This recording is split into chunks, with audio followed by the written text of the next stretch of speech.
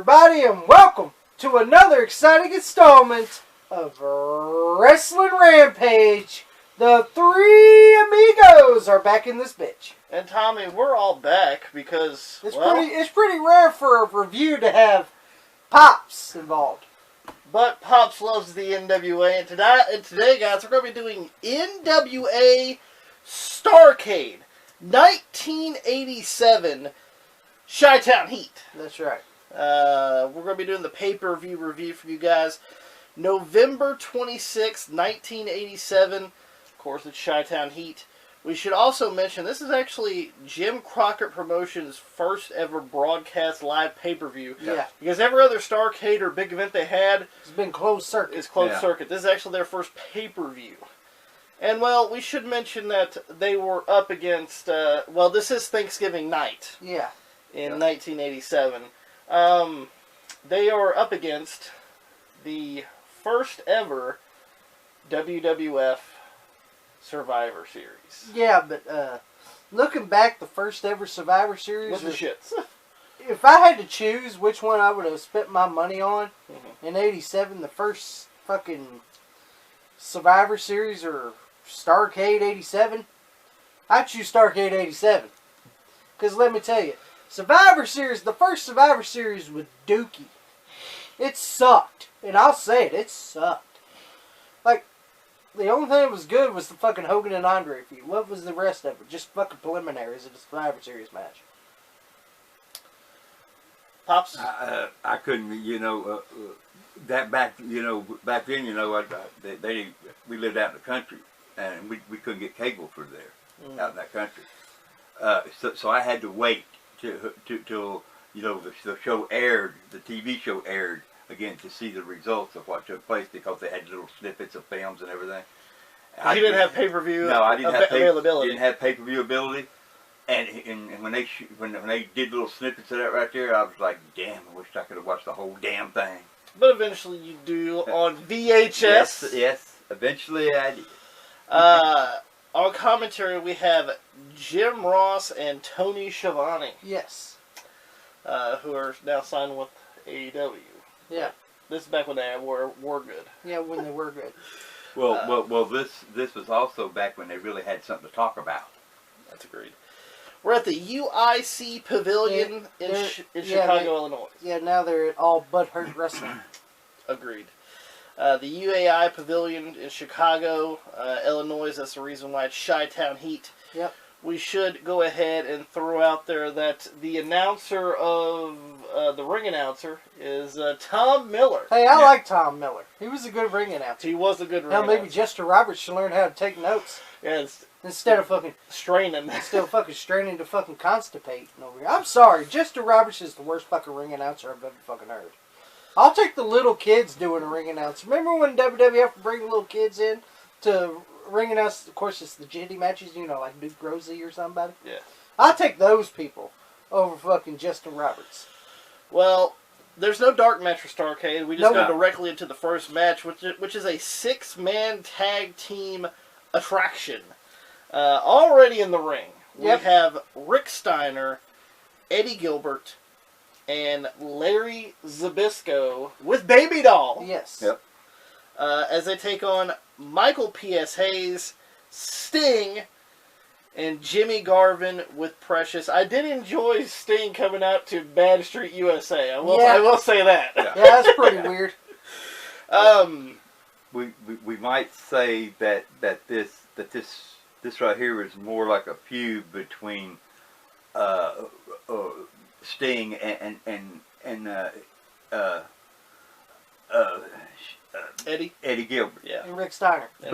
But you see, they Eddie Gilbert brought him in, and mentored him and then they had a change of opinions along the way. There's some things that Eddie wanted to do, but Sting wouldn't do it.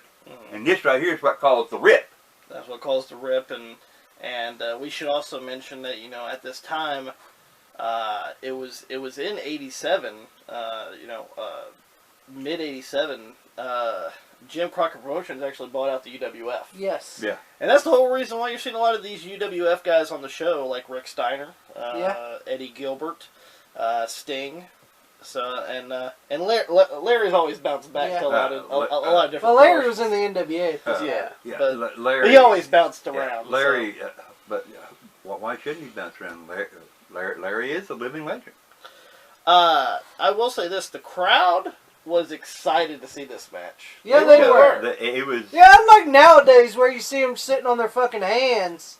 They're fucking well. That was back before the pandemic. Yeah. They were still sitting on their hands like they are now. Mm-hmm. But now they're sitting on their hands during computer screen.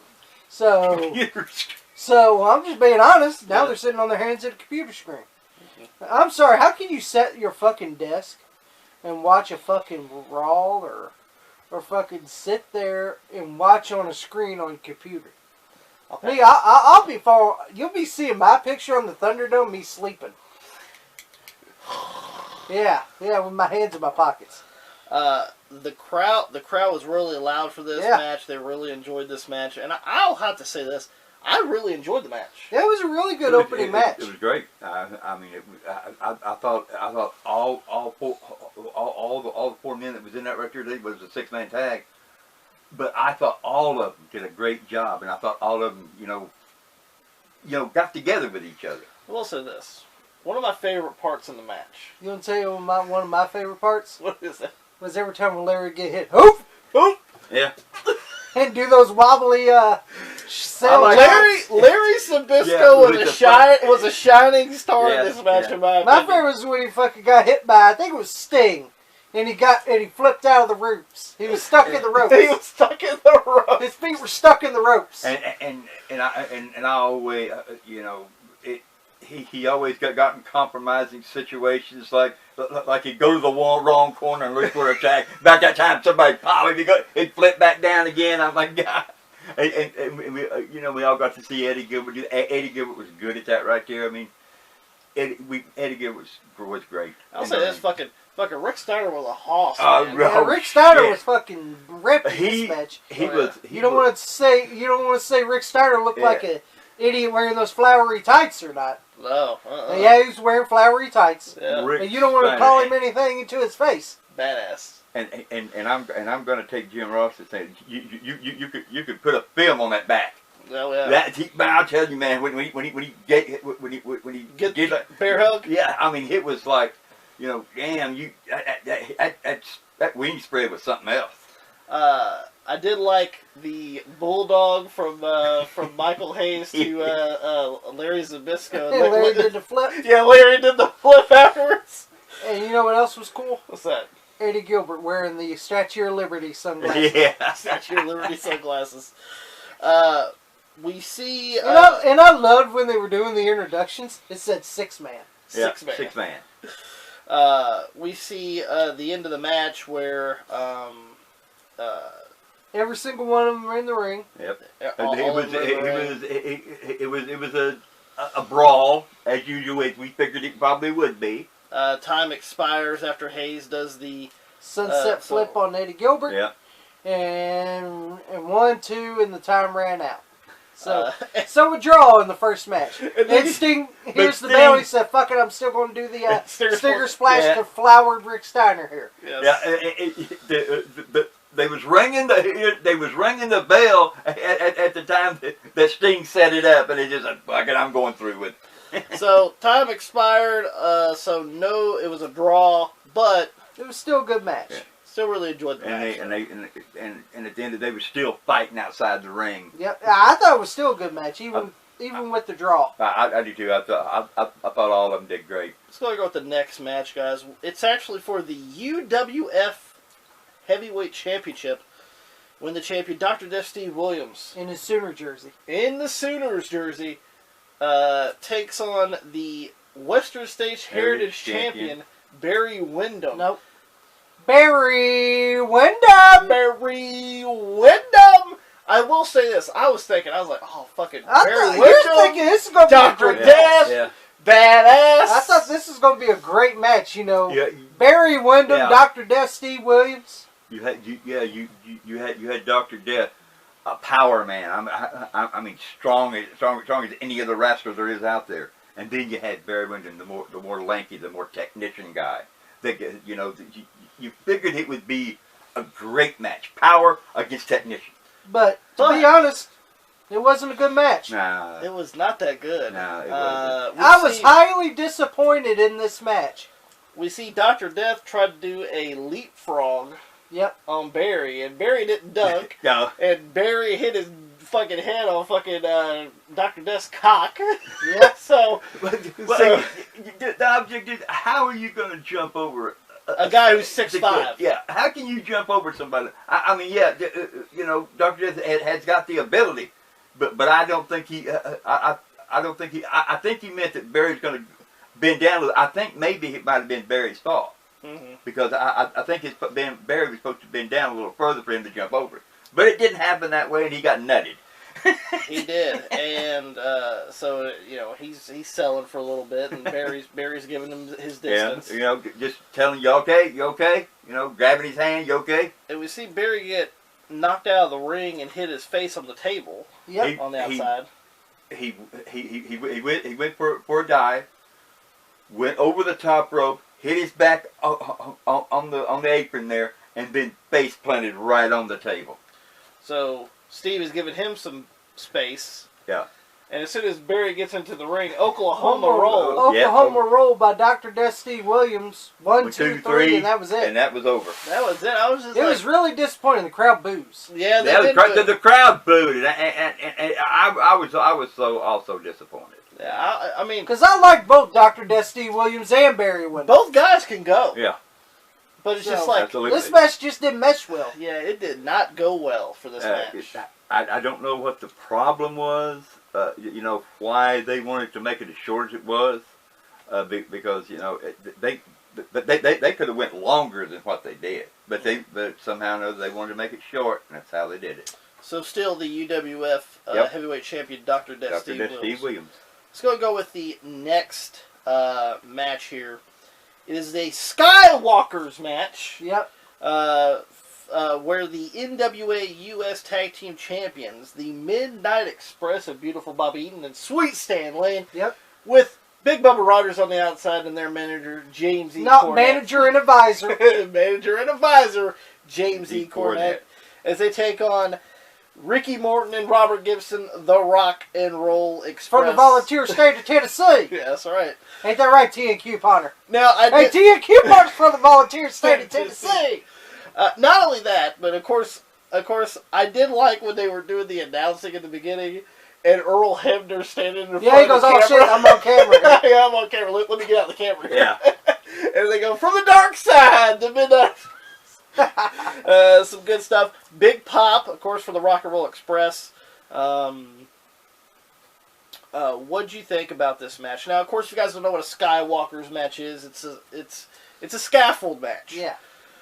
A scaffold is where you placed. climb 25 feet and you're fighting on a scaffold. Yeah. And that scaffold. And the way to win, like 6. Yeah. It's not a smooth surface. If anybody's been on a scaffold, up in these apartments and things like that right there, them working on the windows, it is not a smooth surface. No, not at all. And the only way to win is to throw your opponent off the scaffold. So we see the Midnight Express climb up there. We see Robert Gibson climb up there. And of course, Big Bubba goes after Ricky Morton. because he hit James Cornette, and I will say this: they didn't even get that part on camera. No, they didn't. All you saw was Big Bubba attack, hit the ball, hit the Bubba slam on Ricky Morton. And all you see is Jim up against the corner there holding his jaw. So eventually he actually gets the tennis racket. Yep. And I will say this, you are extremely limited in the scaffold. Yeah, that's the thing. You're very limited because all you're going to do is a couple of punches, a couple of kicks. I mean, you lay on your ass. Yeah, you may do a slam, but you got to be careful. Yeah. But other than that, there's not too much you can do in a scaffold match. But they did the best they could. But what they were given. You got 4 guys up there loaded with talent. and the thing about it, they knew each other's ability, and they took. And here's the thing, and it don't happen anymore. They took care of each other up there. They made sure that you know there was no nobody really got hurt. We see Robert Gibson gets busted open, and so does Bobby Eaton. Yep. They're using the racket while they're up there too, whacking each other with the racket as well. So that's always nice. We see Stan Lane is over on like the where you climb. Yeah. And he's turned around and he's about to he's just hanging there. Did you see he up under the scaffold? He was trying to climb up, but Ricky was down there. Every time he'd climb up, he'd hit him. Yeah. And you know, he didn't know where else to go, so he decided, well, I'll turn around and see if I can't go to the other side. So he was climbing to see if he can get to the other side, and you, with that right there with the scaffold the way it is, as long as it was, and being hit and kicked and everything, you ain't gonna make it too very far. You're gonna get tired out. So his slip grips and he falls. Yep, Stan Lane falls. Ricky tried to kick him, but he didn't get to. Nope. He didn't get to it. So now it's a 2-on-1 situation with Bobby, and yeah, as Jim Ross say, and it's 2-on-1 on top. It is. They get Bobby where he's hanging as well. Yeah. Yep, and Robert Gibson kicks him, and he's doing the scissors kick. Yeah, he's doing the scissors kick there. And Ricky's hitting him with the racket. Ricky's hitting him with the racket and everything. And Bobby falls, and Cornette goes to Big Bubba. Get him. Yeah. Yeah. This is Big Bubba up there. So Big Bubba gets up there. And Robert at that right there time was on his way down. He was going down. And you know, well, Bubba gets up there. He takes off the jacket. He throws the hat. The hat off. He takes off the suspenders. He takes off the suspenders and looks at Ricky Morton, goes like this right here to him. And what happens, Pops? Ricky just stood there, walks up there to him a little bit, pointed at something. About that time that Bubba turned around to look. He got him in the nuts. They climbed down. And Big Bubba, Big Bubba, he's fast anyway. Well, yeah. And he tried to grab him. He had a hold of him, but he just couldn't he tried to grab his hair. And that right there time, Rick was going like this right here, shaking him off, and he got down. He was awesome as shit. And then he gets the coat and the hat and walks out. Yeah, he puts on the coat and the hat and walks out. He's got the coat. He's got the hat. He's ready. So the Rock and Roll Express win the Skywalkers match. But the sad part, Bubba got less money for that. He did. But he was up there too. And this was the catalyst for him to That's the reason why he went to the WWF. Yeah. As the big boss man. Because he didn't get paid like they did. Well, it's and we must we must say that at that he got so much less. At that right here time, the Midnight Express was U.S. Tag Team Champion. Yeah. The titles were not on the line. Yeah, the titles were not on the line. Let's go ahead and go with the next match, guys. We see it's a unified. Well, did you guys enjoy the match? Yeah. I enjoyed it. It was for what it was. It was a good match. It was what it was. For limited wrestling, it was pretty good. Yeah. You had 4 guys up there, great guys, that knew what they were doing, and they took care of each other. Let's go with the next match. It is a unified TV title match. Now, of course, we have the NWA television champion, Nikita Koloff. Yep. As he puts his title on the line against the UWF TV champion, Terry Taylor. With Eddie Gilbert. With Eddie Gilbert at his ringside. And we should also mention that when Terry Taylor first comes out, here goes Earl Hammond. He's coming out to the same song. Yeah. Earl's all over the show, ain't he? Yes, he is. Great guy, though. Now, I'll say this. This match started off really slow. Yeah, it did. And was not that good in the beginning. Yeah, it was really slow in the beginning. Very slow. Nikita worked on Terry Taylor's arm as well as yeah, a lot. And I'm just sitting there like, this match isn't that really that fucking good. Yeah. To be honest with you. But things start picking up. Close to started picking up in the middle and the end. In the middle of the end. Eddie tries to get involved a few times. Eddie Gilbert tries to get involved a few times. And the one time he does get involved, he gets onto the apron. And he's trying to grab Koloff, and he does. And Terry Taylor runs and Nikita moves out of the way, and Terry runs into Eddie Gilbert. Takes a big old bump. Takes a big bump. And right when yeah. Terry Taylor got up, the Russian sickle. 1, 2, 3. And Nikita Koloff wins both belts. Wins both belts. Not really one of my favorite matches on the card. I'm just going to be honest. No, it wasn't. It wasn't one of my favorites either. But, you know, in the end, it started to pick up. What'd you think, Pops? Well, you know, I thought it was a decent match. You know, they built this up to be, you know, champion against champion, you know, and I think, you know, that they did a real good night. I'm like you though. At the end, it was like, what's this right here, man? I mean, arm bar here, arm bar there, and I'm like, oh well, you know, just and then Just waiting. Then it really showed through both guys, the middle of the match and at the ending. Great match. I think both of them worked very well with each other. Next match, guys, is for the NWA World Tag Team Championships when the champions Tully Blanchard and Arn Anderson of the Four Horsemen. Yeah. With their manager and advisor, James J. Dillon. On the outside. Who's never changed. No! No, he hasn't. He's never changed. He still looks the same as he did in 87. J.J. Dillon still looks the same. That motherfucker doesn't age. But they're going to be taking on Hawk and Animal. With their manager and advisor, Precious Paul Ellering. The Road Warriors. In their hometown of Chicago. In Chicago. As the Road Warriors come out to the Chester Cheeto music. Really good stuff. But, of course, a big pop for the Road Warriors. They're in Chicago. And you got to say, you know, they never won those titles.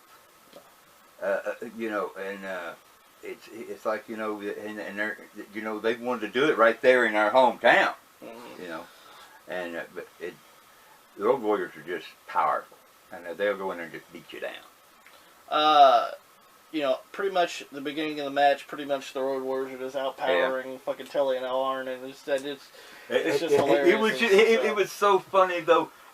Telly tagged Arn, and Arn, I'm tired of this shit. He's tired of this shit. Fucking Tully finally gets some type of offense, and he goes, "You son of a bitch!" Yeah, and you can hear it on the show. But some really good stuff. We see finally, when Hawk gets Tully up, Arn takes out the knee. Takes out the knee. Very good at it. And from that point on, they're working on that fucking knee. They were working on it real hard. So, good stuff. Of course, made sense. Logical. Yeah, it made sense. Nowadays. Working on the leg. Work on the leg. Big power, guys. If you ain't got no leg, you ain't going to move. That's just the way it is. Nope. And you know, you know, if you can't move, you're just going to get pounded. But, of course, the Road Warriors come back with... Tully gets a double clothesline. Falls the wrong way. Yeah, it was a shitty clothesline. He falls the wrong way. He falls forward. He falls forward and goes out of the ring. Yeah, he goes, fuck this. And Arn's all left to his lonesome. Yep. When they get him into the Doomsday. And they hit it. And when Arn hits him, he just... Yep. he's just planted. Yeah. he, like he's fucking making snow angels. Yes. Right there in the middle. Pretty much they pin him. Yeah. 1, 2, 3. And in the middle of all this fiasco, there was a little they overlooked. Yeah. That one referee come in there and made the count. Earl. Yep. But the senior referee, Tommy Young, he said no, because at that right there time, Arn got tossed over the top rope, which is a disqualification in that in the NWA. Yeah. That's what caused all the confusion. So, Tarnelli Blanchard still World Tag Team Champions, which I seen it, and I think his own minimum carried him over. Well, your winners, and they retain the World Tag Team titles, Desarn Anderson and Tully But you know what the best part is? What was the best part, Pops? They didn't care. The Road Warriors took the fucking belts, not pushed the referee down, and said, "We're taking them. If they want them, come and get them." Yeah, they said fucking just left with the belts. They didn't give a fuck. They didn't give a shit. But great match. I really It was a real good tag match. Great fucking match. Let's go with the next one. It is a steel cage match for the NWA United States Championship. When the champion, Lex Luger. A member of the dreaded Four Horsemen. A member of the dreaded Four Horsemen. With his manager and advisor, James J. Dillon. As he takes on, Dusty Rhodes. The American Dream. So, we should also mention that if Dusty does lose, he will be gone for 90 days. 90 days. He can't wrestle for 90 days. And of course, Dusty bleeds in the match. Yeah. And then you forgot the person that holds the key. Oh yeah, I forgot. Yes. The master of the Weaver lock. Johnny Weaver. Yeah. And the crowd goes, "Who the fuck's this guy?" they didn't give a fuck about Johnny Weaver. Yeah, they didn't give two fucks about Johnny Weaver.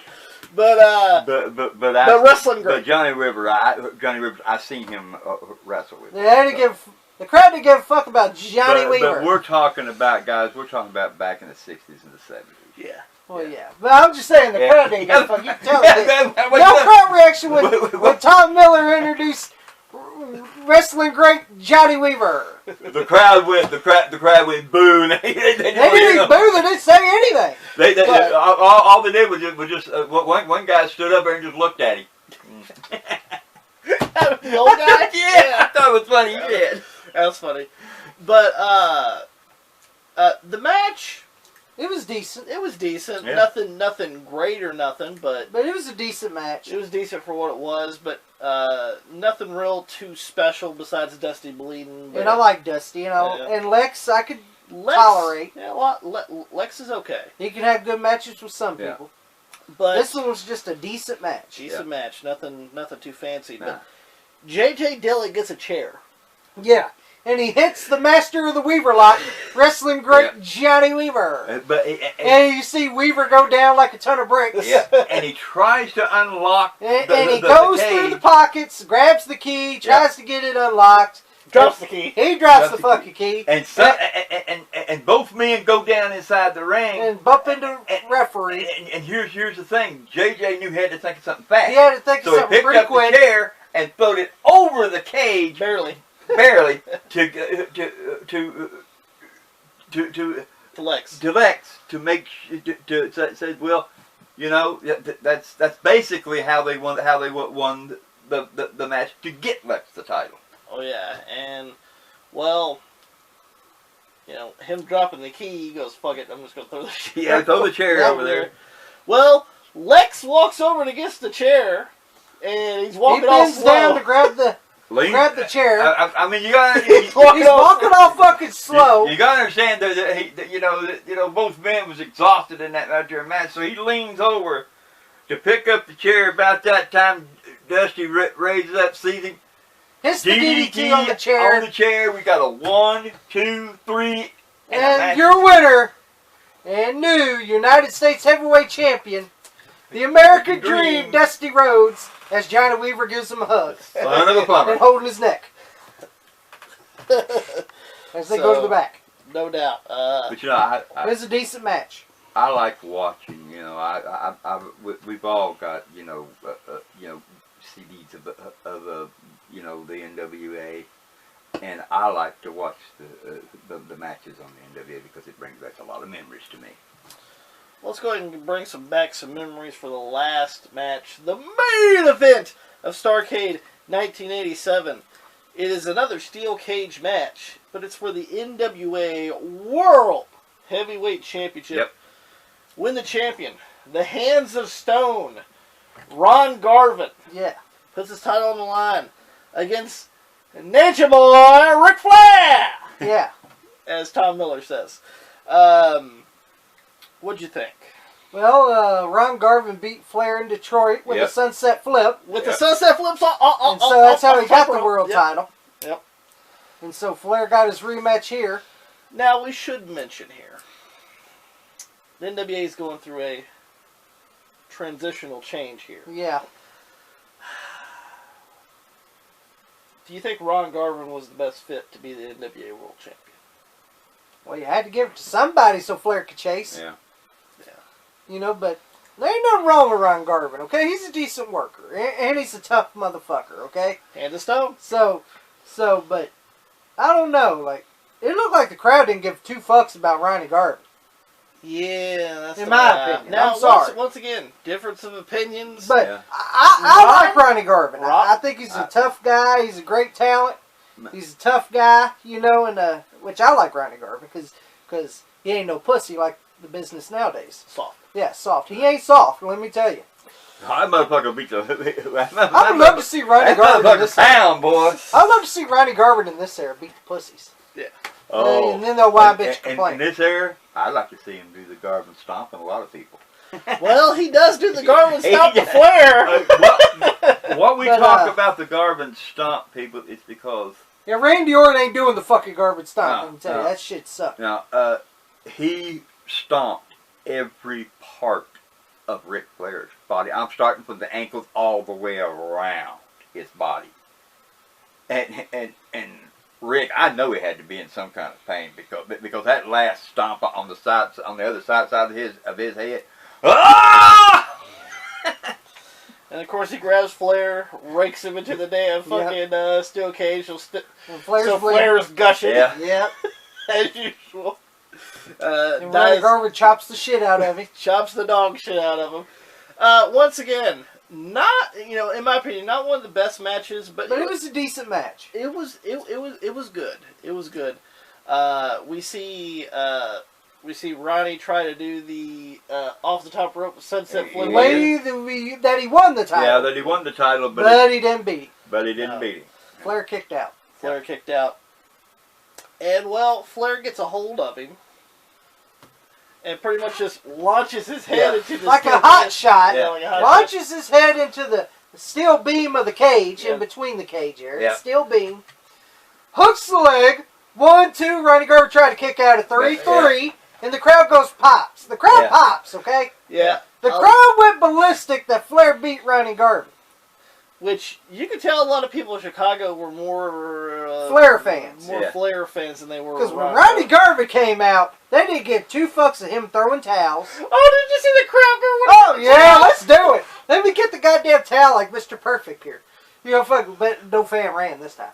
But the guy got the goddamn fucking RG towel, red. Great RG towel. Friend. Yeah. I got the Ronnie Garvin towel. Got the RG towel. The RG towel, red. Red. But I like Ronnie Garvin, so it was... What'd you think about the match? I thought it was a great match. It was a good match. I thought, they really, worked well together. I did. I don't know about anybody else, but I thought they worked well together. Yeah. And Ronnie Garvin, I don't have nothing against Ronnie Garvin. I think Ronnie Garvin was a hell of a talent back in that day, and I actually liked him. So, so Ric Flair is the new NWA World Heavyweight Champion for the 5th time. For the 5th time. but I must say, Ronnie Garvin about to beat him to death. He did. We get a highlight package of the show and pictures. Yeah. We get the credits. And that's the end of NWA Starrcade 1987. So, if we had to go with the worst match on the card, what do you think, guys? Barry Windham and Steve Williams. And, I have to say that. It was the worst card on the match. Agreed. And second would probably be Nikita Koloff and Terry Taylor. Yeah, I'll give it that. Best match on the card. Best match on the card, the 6-man tag. 6-man tag was really good. I have to go with the Skywalkers. That'd be second. Yep. And then probably the steel cage main event between Flair and Garvin. Third. One that's top for me, I think, is the Road Warriors and Telly and all. Oh, I forgot that one. Yeah. That's a top one for me. I have to say, let me change the goddamn thing here. Of course, it would be the 6-man. 6-man. And then it would be Arn and Tully versus the Road Warriors. Yeah. And then, you know what? I have to go with Garvin and Flair as third. Yeah. Okay. Yeah. Same. Yeah. All right. Although, I thought the Skywalker match was awesome as hell. Oh, yeah. It's just it's really limited. It was really limited. It was limited. So I had to change that. But I can understand why it was so limited, you know. You're not going to be doing hurricanranas off a goddamn fucking scaffold. And I really like the way all four of them took care of each other up there. No doubt. Yeah, great. Hope that you guys enjoyed the NWA Starrcade 1987 pay-per-view review. If you guys enjoyed this and enjoyed Pops being in the review, it's pretty rare he ever does it. We'll probably do some more NWAs at some point. Hope that you guys enjoyed this little blast. Don't get rid of him. Oh yeah, this little blast from the past. Hope that you guys enjoyed the video. If you guys did, make sure you guys give it a thumbs up. Don't forget to share it all over social media. Like us on Facebook, facebook.com/WrestlingRampage2. Follow us on Twitter at WrestleRampage. Don't forget, you know, Pops on Facebook. You can follow me and Tommy on Instagram. And guys, make sure you guys hit that subscribe button for more great videos coming to you guys, because we are that cream that rises to the top. Cream of the crop. And nobody does it better. You got it.